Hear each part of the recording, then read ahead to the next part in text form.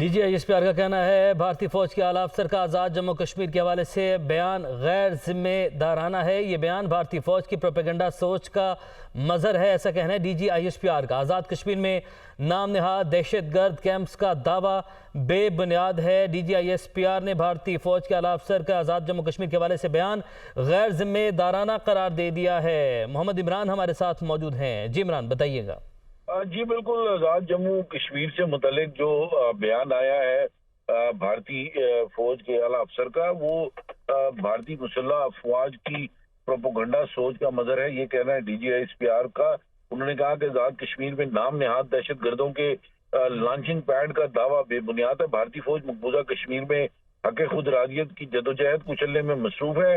بھارتی فوج جو ہے وہ بے گناہ اور نہتے کشمیریوں کے خلاف انسانی حقوق کی سنگین خلاف ورزیوں سے توجہ ہٹانا چاہتی ہے۔ یہ بھی کہا گیا ہے D G I S P R کی جانب سے اسلامتی کونسل کی قرارداد اور عالمی قوانین کے تحت حق خود ارادیت کشمیریوں کا بنیادی حق ہے۔ بھارتی افسر کے بلند و بانگ دعوے غیر حقیقی اور توہین آمیز ہیں۔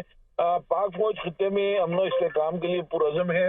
پاک فوج ہر قسم کی مہم جوئی کا بھرپور جواب دینے کے لیے تیار ہے، یہ کہنا ہے D G I S P R کا۔ انہوں نے یہ بھی کہا کہ جو ہم امن کے خواہاں ہیں تاہم ہر جارحیت کا بھرپور جواب دینے کی صلاحیت مکمل طور پر موجود ہے۔ بھارتی فوج اپنے سیاسی آقاؤں کی انتخابی مہم کے لیے غیر ذمہ دارانہ بیان بازی کر رہی ہے، اور بھارتی فوج غیر ذمہ دارانہ اور جارحانہ بیان بازی سے گریز کرے۔